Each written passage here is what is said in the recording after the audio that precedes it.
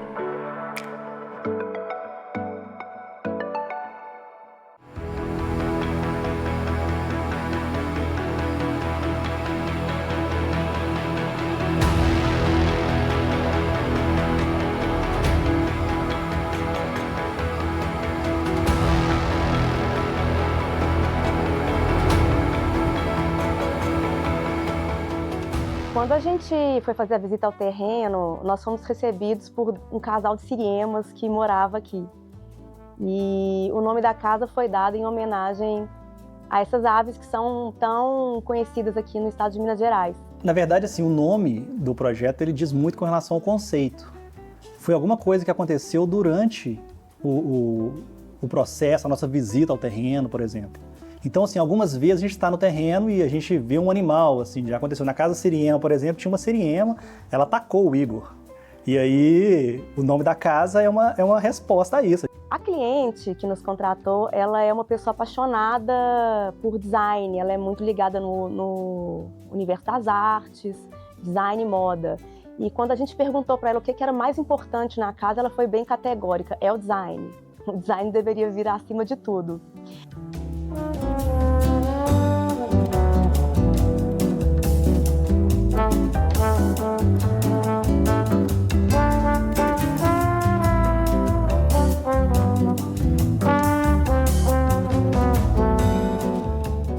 Então a gente, a partir dessa vontade dela e também das coisas que a gente acredita no nosso trabalho, a gente queria fazer uma casa cuja arquitetura ela se encontrasse muito no limite do que é escultura e construção.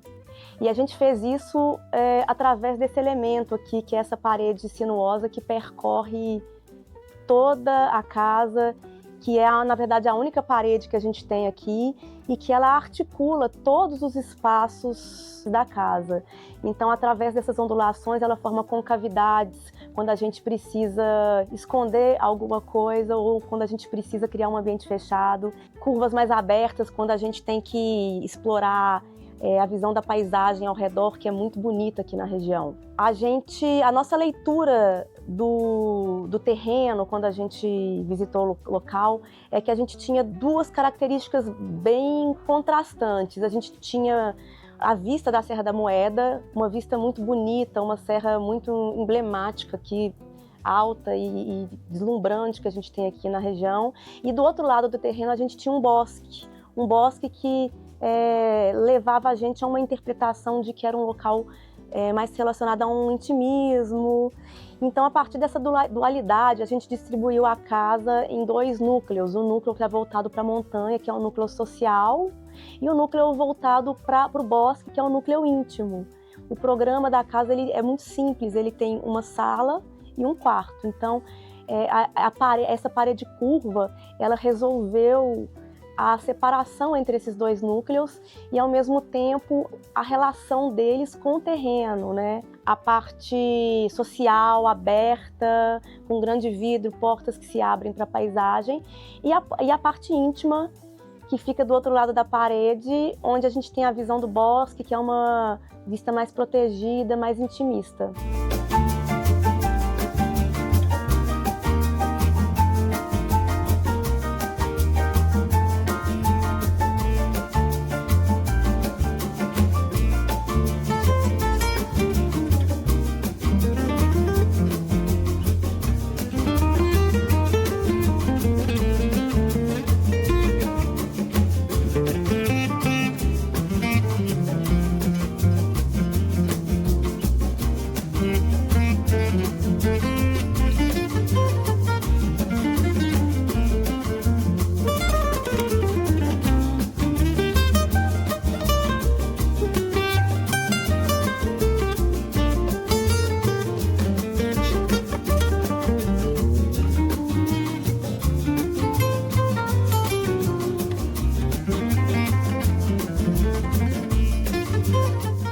Então a gente tem nesse pavimento térreo aqui, que é o pavimento que a gente tem o contato com a vista, a gente tem basicamente 2 ambientes, que é a sala e o quarto, que são separados por essa parede sinuosa.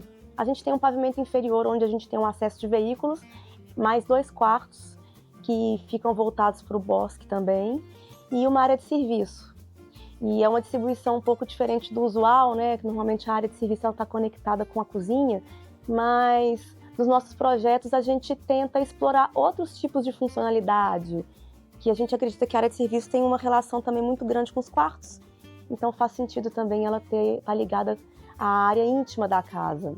Na escolha de materiais da casa a gente tentou ser bem sintético, então a gente tem basicamente 3 materiais aqui. A gente usou a pedra portuguesa nas paredes curvas, ela é uma pedra portuguesa preta e usada na sua forma bruta, e no piso a gente tem a pedra portuguesa branca, que é usada polido. Então foi uma forma também de valorizar esses 2 materiais, a simplicidade desses 2 materiais.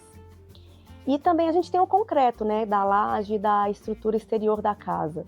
A gente tem um pilar bem escultórico que segura a ponta da laje da varanda. E ele também foi uma referência à siriema, né? Ele lembra um pouco a perna da siriema. E ele é um pilar que foi todo feito de vergalhões. Então ele também é uma escultura que a gente quis criar na casa. Ele não tem... A forma dele não é uma função, não tem relação com a função, né? Ele sustenta a casa, mas ele é uma escultura. Então foi realmente também uma homenagem às siriemas. A gente trouxe também uns elementos redondos para a casa. Então a gente tem a piscina, que é redonda, e a gente também usou o mesmo material do piso, que é a pedra portuguesa branca polida. E aos fundos a gente tem uma fonte que a gente criou, que é uma árvore, que ela ainda vai crescer, e a base dela é redonda, e a ideia é que essa árvore, quando ela estiver um pouco maior, ela vai ter uma instalação de água nela, de forma que ela chova, então vai gotejar a água através dos galhos dela e cair naquele piso redondo que tem por baixo. Que é uma instalação também artística que a gente pensou para casa. O casal de Siriema, ele ainda visita a casa aqui, a gente teve o privilégio de ver ele aqui em algumas situações. Quem sabe a gente dá sorte e ele aparece por aí, né?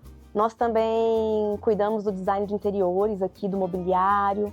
É um mobiliário que a gente tinha que ter um cuidado de que ele fosse atemporal e que, como a casa ela já tem formas muito marcantes, ele não brigasse, valorizasse a arquitetura, mas sem competir com ela. Então nós escolhemos peças bem clássicas, atemporais, de designers consagrados brasileiros e que trouxeram uma brasilidade e um sentido maior de aconchego para a casa. E como a cliente ela gosta muito de design, ela também já tinha muitas peças que ela trouxe para cá, que eram do acervo pessoal dela. Então, objetos de decoração, peças de design, que tinham um valor sentimental para ela também. A moradora da casa, ela também gosta muito de poesia, então ela promove encontros aqui, saraus, né? Então, ela queria alguns ambientes que pudessem acomodar as pessoas para elas recitarem. Então a gente criou um ambiente externo também, que ele é protegido pelo talude de grama, em que a gente criou um banco também em pedra portuguesa com uma lareira, que é um espaço mais intimista também, em que as pessoas podem lá recitar poesias e textos. Um outro aspecto interessante da casa é que ela fica bastante exposta para a vizinhança. Então a gente usou o paisagismo para criar uma certa privacidade. Então, possui taludes, a gente moldou o terreno de forma que criasse morros entre a casa e a rua para dar um pouco mais de privacidade para a moradora. Normalmente o processo de projetar uma casa ele é bem sofrido, a gente discute muito e demora muito a entender o que tem que ser feito naquela situação. Então, tem muita discussão, muito desenho, muito processo criativo. E essa casa, incrivelmente, a ideia surgiu muito rápido e quando ela surgiu a gente já tinha certeza de que era aquilo que a gente tinha que fazer. Eu acho que a gente tinha tantas coisas inspiradoras, a paisagem, o próprio perfil da moradora, que era tão livre e tão inspirador que a ideia surgiu de forma muito fluida e natural, tranquila, vamos dizer assim, embora seja uma arquitetura que eu acho que não tem nada de comum. O Cultura Design volta já. Não sai daí.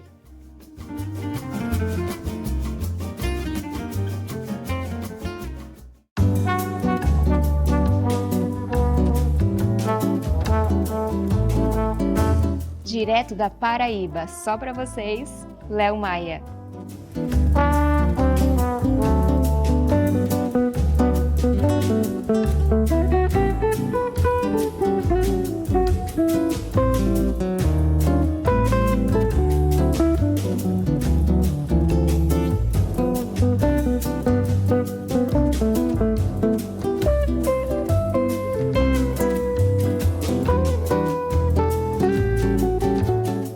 O Setai Yacht chega na nossa prancheta, na nossa mesa, com um nome pronto.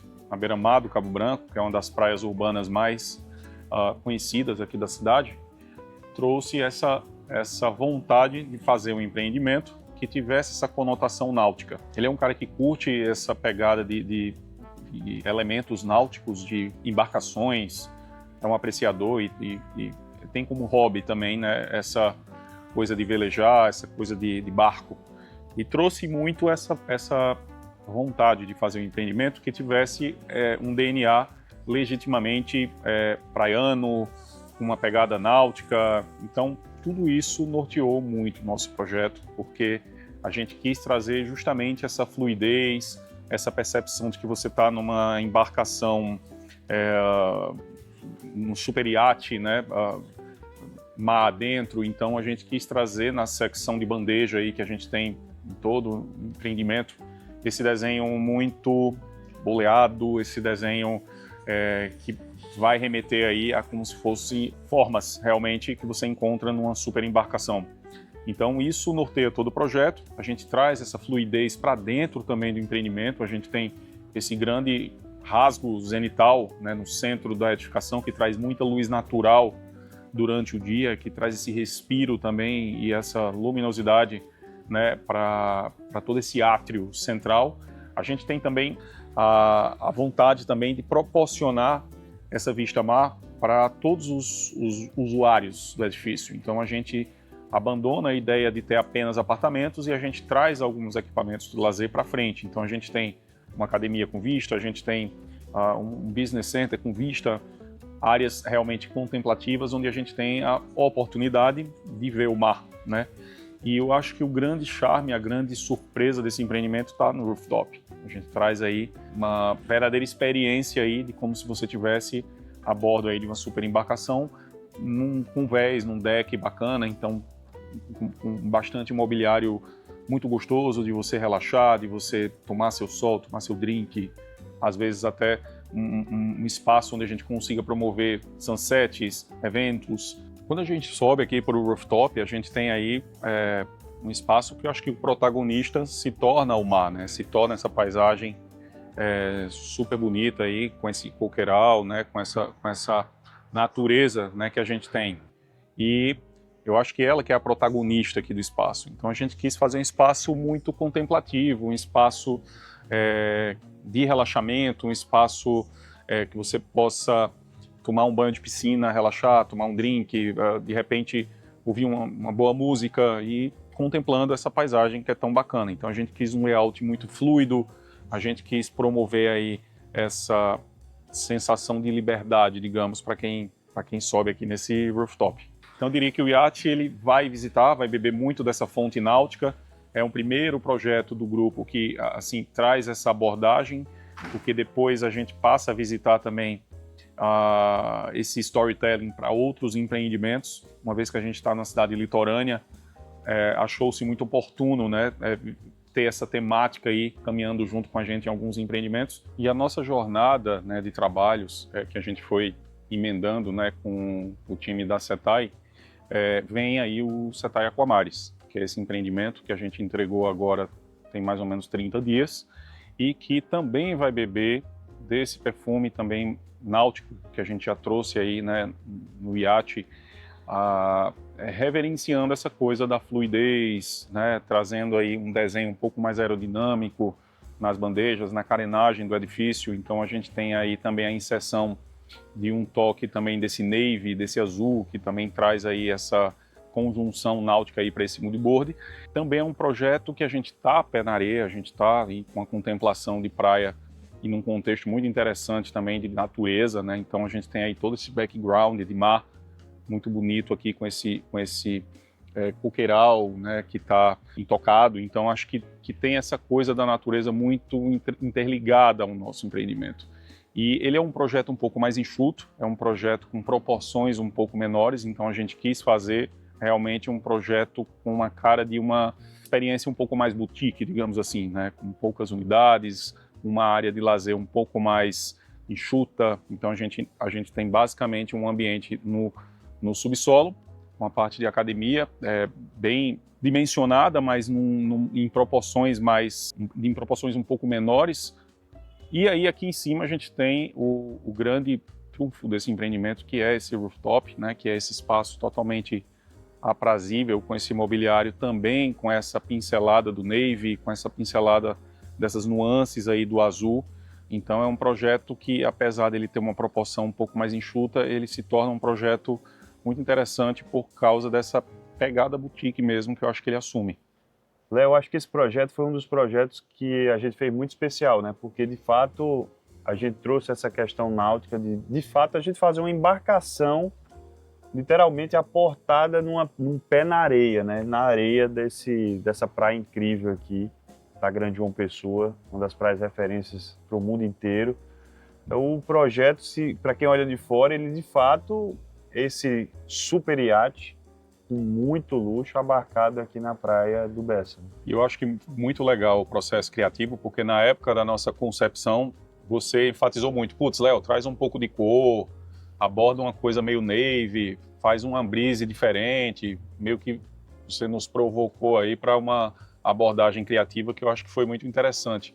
A gente pegou a inspiração em um barco que estava sendo produzido, um hiper iate, né, chamado Sonho, italiano, Sogno, e a gente trouxe muito elemento dele, né, porque eu acho que, na verdade, esse tipo de embarcação traz todo tipo de uso mais exclusivo que existe no mundo, né? Nada mais exclusivo do que um super iate, que foi o grande case de sucesso, foi o que fez esse produto ser vendido em uma semana. Acho que a grande diferença também do que a gente vem fazendo é que tudo isso vem com storytelling real, né, verdadeiro, e que a gente busca entregar aquela sensação que a gente ou teve de experiência própria ou que a gente vislumbrou, né, buscou de inspiração para aquele empreendimento. Então, tudo que é legítimo tem valor. Então, é muito legal. Eu acho que a gente hoje não sabe ainda a dimensão do que a gente plantou. Essa é a percepção, acho que eu tenho, de que a gente ainda não sabe o que a gente já alcançou. A gente sabe construir uma marca com base em muito trabalho, muita hora, né? Que eu digo assim, caramba, não é um sucesso à toa, porque é muita hora de trabalho. Eu acho que a maioria dos produtos não tem essa quantidade de horas trabalhadas, né? A gente volta muito, lapida muito, não aceita pouco, né? Não aceita o mais ou menos. A linha Setai é uma linha que a gente tem que buscar aquele 100%, né? A gente não dorme enquanto não acertar a mão, nem que a gente volte para o zero, né? Na última do segundo tempo.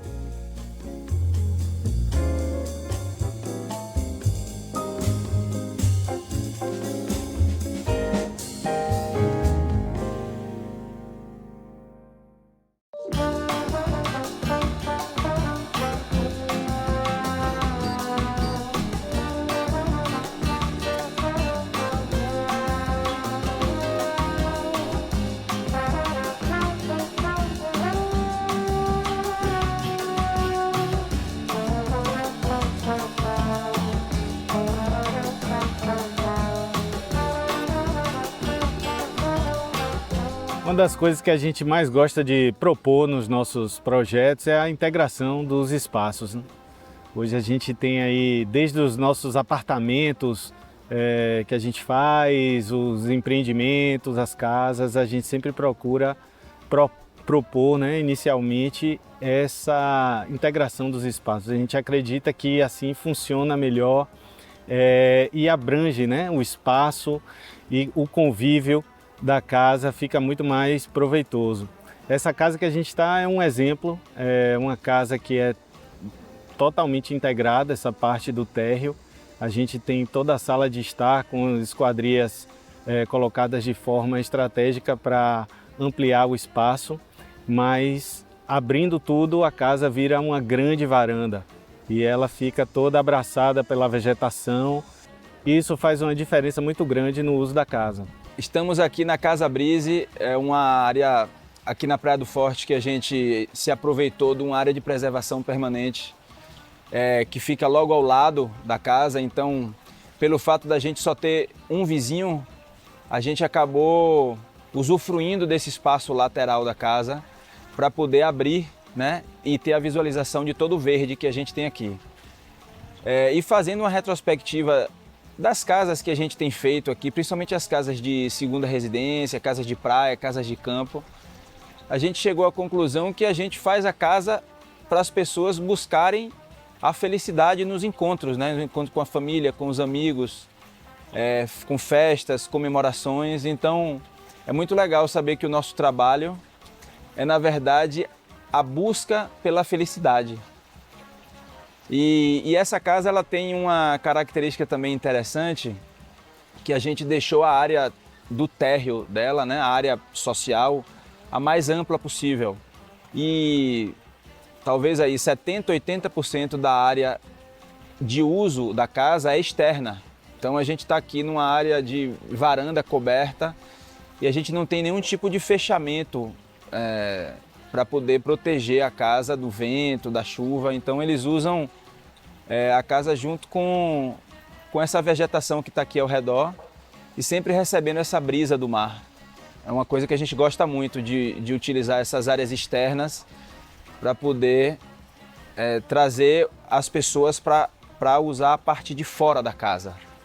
Essa é uma Casa Brise, que a gente adora. A gente adora a família, a gente adora a casa. Foi um processo de bastante aprendizado, inclusive, né? O processo da construção dessa casa como um todo, né? Nas etapas de projeto, nas etapas de obra, de muitas tomadas de decisões, de coisas que até a gente implementou nos nossos projetos, assim como o padrão de coisas que a gente viu que funcionaram muito bem nela.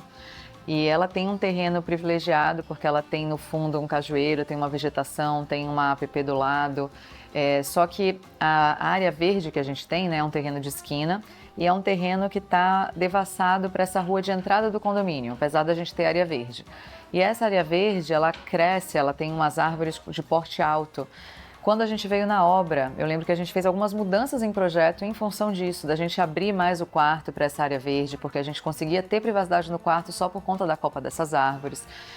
Então a gente fala em casa viva, né? Porque a casa, além da família às vezes ir mudando de configuração e a gente precisar adaptar o projeto, essa casa aconteceu isso por conta de visitas à obra mesmo e tomadas de decisão. Não foram nem solicitações específicas dos clientes, e sim nossas mesmo. Olha, aqui a gente tinha um brise que a gente não vai precisar ter, esse brise pode ser reduzido até esse ponto, né? Para a gente conseguir ter um projeto em que a gente conseguisse deixar o verde entrar mais um pouco. Ela é chamada Casa Brise porque na fachada rua é uma fachada poente e a gente locou uma área íntima lá em cima e essa fachada é essa fachada aqui, que é toda ventilada, né? Onde o vento passa pela casa, como a gente faz nos nossos projetos, e tem esse brise fixo lá em cima, que dá um outro movimento para a casa, traz uma outra arquitetura, porque a gente, apesar de ter essa limitação de acabamento, de terreno aqui nessa região, a gente tenta trazer sempre elementos que deixem um projeto completamente diferente do outro. E esse especificamente foi um alinhamento forte com a cliente, em uma coisa um pouco mais simétrica, de uma casa, a gente queria uma casa que ficasse mais sofisticada. A gente tem uma área social enorme, porém a área fechada da casa é reduzida, só que a gente tem portas de correr que se escondem nas paredes e a casa fica totalmente integrada com a área social. Essa casa traz alguns elementos também que eu acho que são primordiais, até quando a gente fala de sustentabilidade, que é a casa envelhecer com dignidade. Isso é uma coisa que a gente brinca internamente, mas é de ter essa sustentabilidade nas escolhas de acabamentos, né, e na própria arquitetura em si, para que seja uma casa atemporal e que daqui a 5 anos a gente ainda goste, daqui a 10 anos, daqui a 20, daqui a 30. Quando a gente constrói uma casa, a gente tem essa responsabilidade, né? Em estar deixando ali, a gente realmente está usando a arquitetura como um agente transformador daquele espaço. E é importante que a gente se orgulhe disso ao longo dos anos. Então a gente é cuidadoso, você vê que é um material na casa inteira, essa é uma característica também dos nossos projetos, o material que eu digo de revestimentos, né? A gente tem esse granito branco siena, aquamarine, em toda a casa, ele vai na escada, ele entra na piscina, ele está em toda a área externa, ele tem um acabamento também antiderrapante, ele entra nos banheiros, no gourmet, na cozinha, com muita madeira, madeira no forro, madeira nas portas, as portas vão até o forro. A gente tenta limpar ao máximo a arquitetura. E o projeto de interiores, ele entra como coadjuvante da arquitetura. Então, ele não pode nem sobressair, né? E nem ele tem que realmente caminhar muito de mãos dadas. Por isso, a gente acaba fazendo sempre as duas coisas nos nossos projetos, porque o interior entra lá no início, quando a gente está falando de layout, e é importante que haja esse diálogo assim, muito intenso entre as duas arquiteturas, né? Da fachada e da parte interna da casa. Você nota isso até pelos acabamentos. Todos os móveis são muito clean, eles estão muito na paleta da madeira, dos revestimentos da casa. A gente também não tem muitos móveis, apesar de ser uma casa de uma família que gosta muito de receber e da gente ter 2 mesas, né, de 8 lugares, da gente ter uma sala de jantar grande. A gente respeita esses espaços vazios, que são importantíssimos para a arquitetura, e a gente vai trazendo muita textura. A gente tem almofada com textura, tecido com textura, lustre com textura no mobiliário, sem trazer tanta cor, exceto por esse ambiente que a gente traz uma predominância de cor, né, que é a sala, e lá fora a cor é do verde, a cor é da natureza, e a casa acaba apenas, né, entrando ali como coadjuvante da própria natureza. Uma coisa que a gente gosta de fazer nas casas de praia também é ter uma marcenaria limpa, né? Uma marcenaria, quando eu falo, pode ser modulado, planejado, né? Mas trazer arquitetura de interiores também para esse contexto. Então, no gourmet, você vê que os armários são de madeira natural, de lâmina de madeira natural, né? E ele é limpo, é sofisticado, mas é simples, né? As linhas são simples. E nos quartos, a gente gosta de quartos em que você consiga acomodar famílias nas casas de praia. Então, os quartos costumam ter uma cama queen com 2 bicamas, ou uma cama queen com um sofá-cama que vira uma cama de casal, para você poder ter uma família completa, né? Pai, mãe, pais e filhos, né? 4 pessoas. Por conta disso, por conta da gente ter essa flexibilidade de layout com as camas, fica muito prático se a gente tem uma cabeceira tipo painel de fora a fora, porque a gente consegue arrastar uma cama, puxar e não ter aquele engessamento das cabeceiras. E sim uma cabeceira única que alonga e cresce o quarto. E nos armários, ao invés de ter também uma marcenaria fechada, com porta, eu acho super prático a gente ter um design legal sem portas, como se fosse um hotel.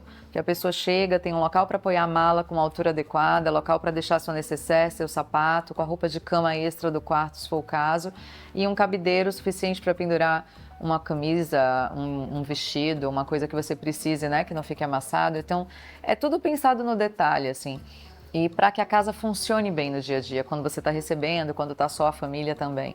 Quando a gente faz uma casa de praia, que já tem essa proposta, né, de uma dinâmica de uma casa para receber, que não é tanto aquela casa do dia a dia, e mais sim a casa voltada para, né, estar com os amigos, a gente já considera uma iluminação, pelo menos que você tenha a cena, né, a possibilidade de ter uma iluminação mais baixinha, mais aconchegante. A gente tem esse desafio a gente usa muito o forro de madeira nas casas de praia. E acaba que no forro de madeira a gente tenta evitar ao máximo o uso de iluminação. A gente não consegue suprimir todo o ponto de forro, que ficaria lindo para a gente não ter as interferências nele, porque as casas acabam ficando mais escuras e não é o que os nossos clientes gostam. Então a gente usa essa iluminação de forma bem pontual, tentando casar isso com as ripas. Quando a gente tem um pé direito duplo, a gente tenta usar as luminárias mais potentes de uma forma que elas não agridam quem está ali usando o ambiente, para que as pessoas consigam ficar em zonas de sombra e a gente tenha zonas de foco de luz no que a gente precisa de fato iluminar. Então a gente abusa um pouquinho mais de iluminação em parede, de arandela e tenta ao máximo ter uma iluminação muito limpa no forro, sendo forro de gesso ou madeira, mas especialmente quando a gente tem forro de madeira, que é o caso da maioria das nossas casas. E a gente também entra na iluminação da fachada. Não é o que a gente não gosta de uma casa com uma fachada super iluminada, né, ou que fique meio com aquela coisa meio de cenário. Mas eu acho importante, o paisagismo está muito bem iluminado, porque aí essa luz já entra na casa à noite e fica muito gostoso. E também a gente tem uma iluminação pontual em detalhes que valorizam essa arquitetura que a gente quis trazer. E aí todo um brainstorm, é toda uma troca com quem dá esse respaldo técnico versus o nosso olhar, né, arquitetônico de quem concebeu o projeto.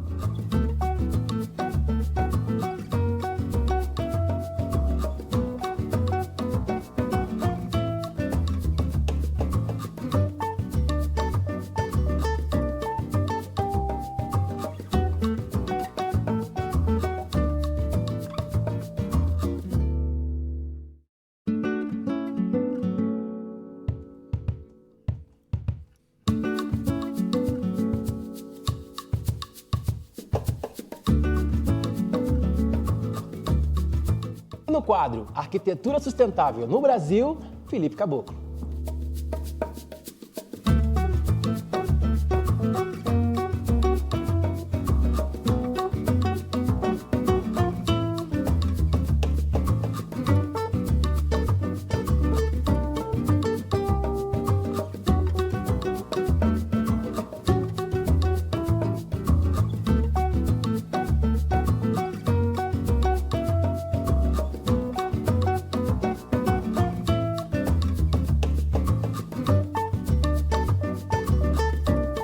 Sustentabilidade, acho que gera uma série de discussões, sempre é um tema que tem diversos pontos de vista, sempre muita confusão envolvida, acho que muito por um problema de escala, né? Eu acredito como arquiteto, né, o nosso trabalho é parte dentro de um escritório, parte na obra.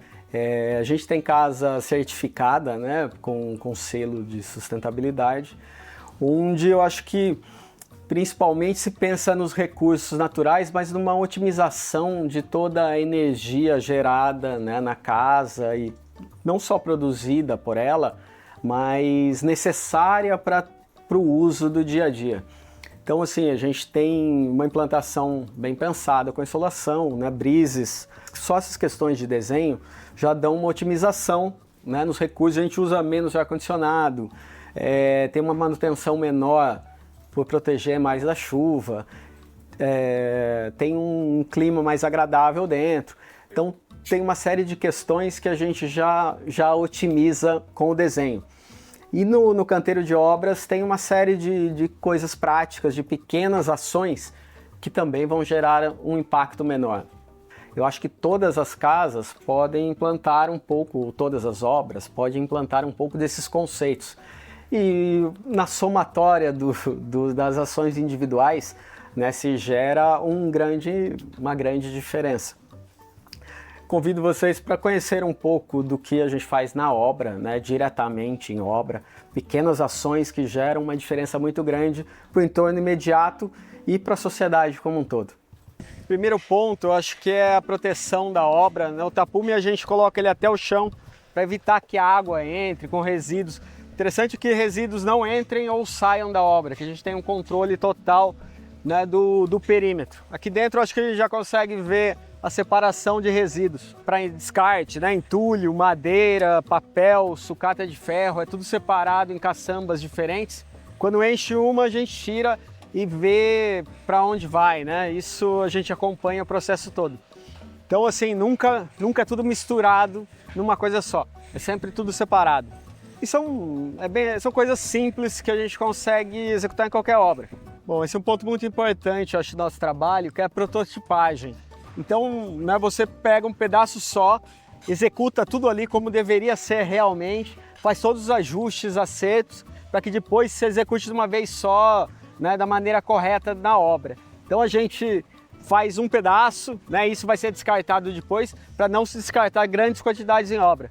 Então aqui a gente tem o muro de concreto, a viga de concreto, né, como que o painel de madeira chega no piso, como que ele chega no forro, como o forro chega nas vigas, né, a gente tem como uma fatia da casa acontecendo, tudo que entra na casa, antes a gente testa aqui.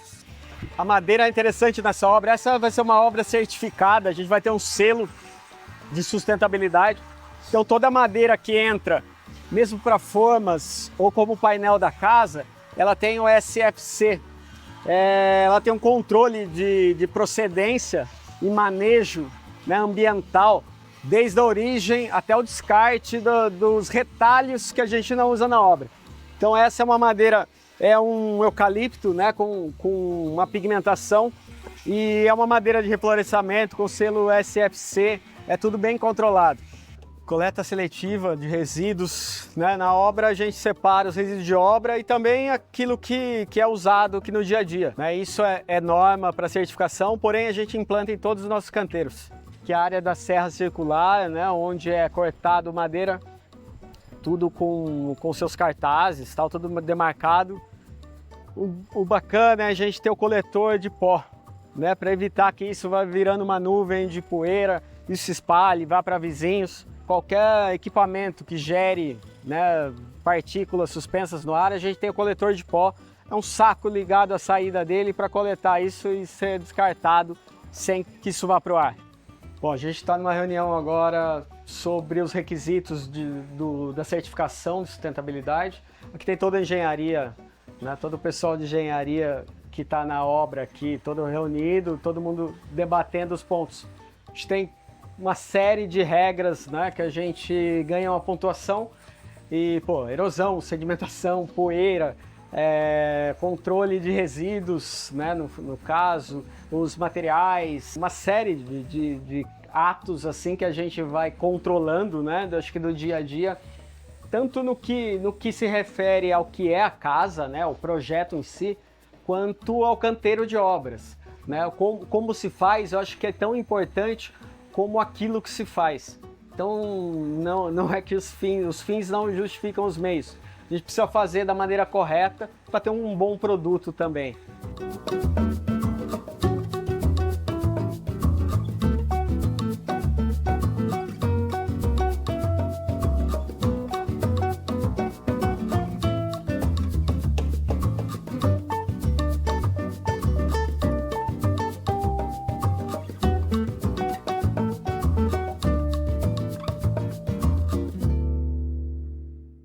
Com vocês, Pitaporu.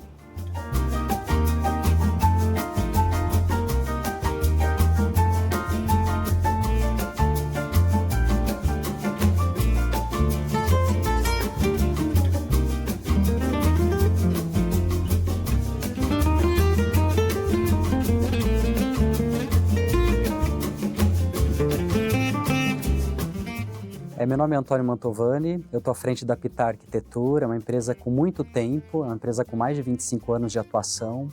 A gente ressignificou a empresa em 2018, mudando o nome para Pitá. É uma empresa, como eu falei, com 25 anos, a gente tem quase 80 pessoas trabalhando nela. A gente tem 2 unidades de negócio, então tem a Pitá Arquitetura e a Poro Estúdio. A Pitá faz arquitetura, interiores, a Poro Estúdio ela faz toda a parte de comunicação visual, branding, tudo correlato a isso. Às vezes são empresas que trabalham juntas, às vezes separadas, dependendo do cliente, do escopo e tudo mais. Quando a gente fala de Pitá, a gente tem um orgulho muito grande de sermos muitos, né? Então, acho que cada projeto nosso tem uma linguagem visual completamente diferente. A gente não tem uma única linguagem, um único comportamento, uma única expressão, né? Eu acho que isso tem muito a ver com as pessoas que estão aqui dentro, né? A gente tem um time muito rico, pessoas muito colaborativas, uma troca muito grande. Eu acho que isso acaba resultando nesses projetos tão diferentes que a gente tem.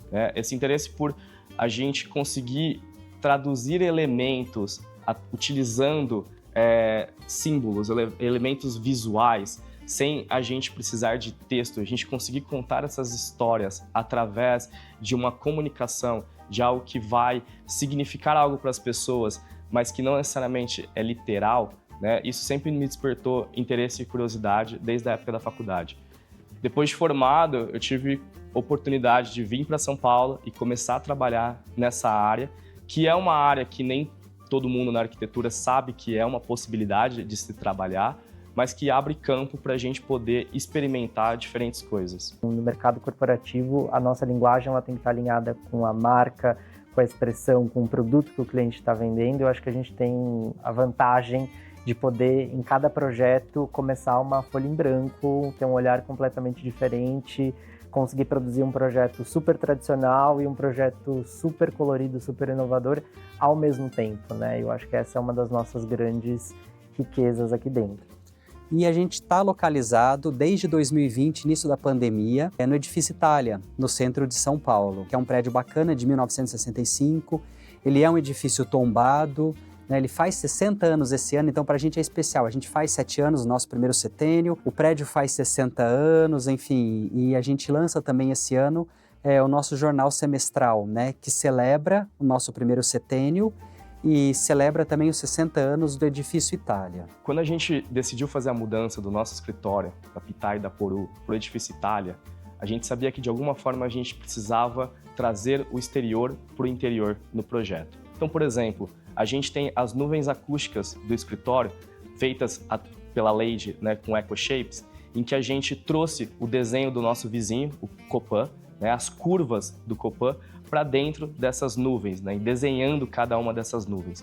Outros elementos que a gente pode utilizar para contar essa história, né, são as próprias salas de reunião. Então, por exemplo, a gente tem dentro das salas de reunião as salas rios, onde a gente desenvolveu um papel de parede personalizado que resgata os desenhos originais dos rios para dentro desse padrão que a gente criou, né, e que reveste toda a sala. Outra sala de reunião que a gente tem é a nossa sala de reunião principal, onde a gente desenvolveu um tecido personalizado também para ocupar as paredes das salas e que esse tecido ele é feito de sobreposição de camadas, onde quando a gente revela a primeira camada, a camada que está por trás, ela conta uma história, a história de São Paulo. Por fim, uma terceira sala que a gente tem é a sala que é inspirada no Teatro Municipal. Então, a Pitá e a Poru, um ponto super importante para a gente em relação à nossa agenda de ESG é a questão de diversidade. A gente percebeu em 2018, 2019 que a gente era um escritório pouco diverso. Isso refletia nos projetos entregues. Então, de lá para cá, a gente estabeleceu metas e uma estrutura para aumentar, para desenvolver, para trazer diversidade para o escritório, que deu muito certo. Hoje a gente encontra nos números que a gente tem aqui dentro, deu muito, muito certo. Isso reflete na entrega de projetos que a gente tem hoje. E claro, quando a gente se posiciona em relação à sustentabilidade, a gente não está falando só de meio ambiente, a gente não está falando só de como que a gente se posiciona dentro dos nossos projetos, mas a gente está falando da nossa postura com o tema de pessoas, a gente está falando do nosso olhar em relação à organização do próprio escritório, ao como que a gente está se comunicando com os nossos clientes, em que posicionamento que a gente está tendo de mercado, né? Isso é muito forte, tem sido crescente dentro do escritório, mas todo mundo está aprendendo, a gente também está aprendendo com isso, mas a gente fica muito feliz que vários dos nossos clientes estão topando essa ideia, estão caminhando junto com a gente está feliz de poder contribuir e chegar cada vez num lugar mais interessante, aprender coisas novas e usar bastante estratégia para poder estar num lugar melhor. A gente tomou consciência do impacto que, como empresa, né, a Pitá, em que ecossistema que ela está colocada, porque o impacto é numa cadeia muito maior. A gente pode impactar cliente, a gente pode impactar parceiros, fornecedores, é um ciclo muito grande. E aí a gente nasce com esse pilar de ESG, que é o norte não só dos nossos projetos, mas ele se tornou o nosso DNA e como a gente olha para o mundo hoje. É um sistema híbrido, então as pessoas não têm obrigatoriedade de estar no escritório. Elas vêm se elas quiserem ao escritório.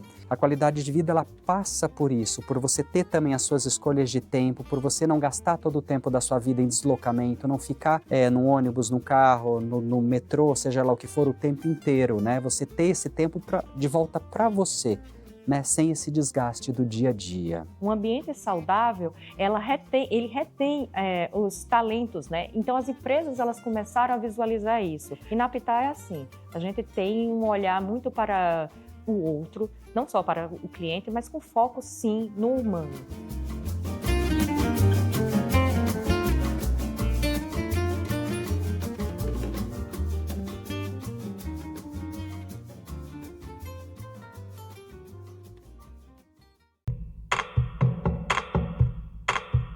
E hoje começa a série com a RAF Arquitetura.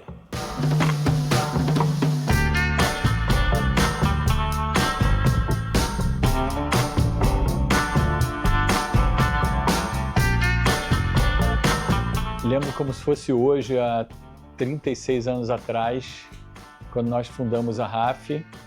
Era um sonho, amigos de faculdade. A gente sabia que precisava fazer algo diferente pela nossa cidade, pelo nosso país, e decidimos montar o escritório para começar a empreender. Rapidamente pegamos alguns projetos juntos e fomos crescendo até junto com os nossos clientes. Até comento muito que os nossos clientes, nós somos pé quente, porque quase todos os nossos clientes também se desenvolveram e cresceram demais, cresceram até mais que a gente. Só que a gente tem o prazer de comemorar e celebrar isso sempre junto, né? Então, a história da RAF começa em 89, 3 amigos de faculdade, e ao longo dessa vida foi acontecendo aí as novidades, novos sócios entraram, nós crescemos bastante, olhando para trás. Hoje a gente nem se tocou desse crescimento assim no nosso dia a dia, né? Porque é quase que uma rotina, um hábito de fazer bem feito, de fazer o máximo melhor, com maior qualidade, cuidar de todo mundo, ter um olhar para todo o nosso time, né? Ou seja, saber identificar cada um. E aí, naturalmente, a RAF cresceu e é uma família. Eu falo que a RAF é uma família, né? É mais do que uma empresa, ela é uma família. A gente acompanhou casamentos, nascimentos, filhos. Não estamos nem na fase dos netos, mas já vai vir por aí. E essa experiência multidisciplinar das pessoas, dos projetos, acaba culminando no que a gente tem feito hoje, que são projetos realmente especiais, tanto na área de saúde, na área de transporte, na área de mercado imobiliário, shopping center. Só tenho a agradecer por estar aqui fazendo esse documentário que é tão bacana para coroar esse momento da RAF, né? Esse momento de maturidade da RAF. Então, uma questão que eu gosto sempre de destacar aqui na RAF é a maneira que nós projetamos, né? Afinal de contas, nós vendemos projetos, né? A gente senta na mesa, discute sobre o projeto, depois de debater bastante, a gente vê qual equipe seria a equipe indicada dentro do escritório, entre Rio e São Paulo, para desenvolver esse projeto. Então, daí já nasce uma simbiose muito forte entre o conceito do projeto e como ele vai ser desenvolvido lá na frente. Essa equipe começa a participar desde o primeiro momento da concepção arquitetônica, do estudo do contexto do terreno, enfim. E aí, para manter essa qualidade arquitetônica, a gente estipulou aqui já há muitos anos um comitê de design, que é formado pelos sócios. Então, toda semana tem sempre uma equipe apresentando projetos para esse comitê. Bem, a gente está aqui hoje na sede da RAF, no Rio de Janeiro, né? Fica em Botafogo, perto do Largo dos Leões. É uma casa centenária e muito agradável, né? Tem praticamente um bosque aqui do nosso lado, com bichinhos, assim, vem tucanos, micos, macacos, assim, visitar a gente. E nessa sala aqui, a gente recebe nossos clientes, a gente faz uns almoços, almoços com os sócios, inclusive por vídeo call, assim, com nossa sócia Cíntia, em São Paulo, né? Todo mundo participa falando sobre questões, sobre projetos, sobre evolução do escritório, uso de tecnologia, assuntos diversos. A gente faz os workshops, como a Aníbal falou, também é muito importante. E, em geral, cada projeto é adotado por um dos sócios, um dos arquitetos aqui dentro. Mas mesmo assim, a gente sempre sente necessidade de compartilhar os projetos com os outros sócios todos, né? Então, de ouvir as opiniões. E são várias cabeças pensantes, pessoas com ideias diferentes, mas eu acho incrível que quase sempre, eu acho que pelo tempo de convívio, 36 anos de escritório, né, e afinidade que a gente tem, a gente chega muito rápido a um lugar comum, sabe? A uma ideia, uma proposta que todo mundo esteja de acordo, né? Isso eu acho muito legal. Bom, o nosso processo de criação é muito colaborativo.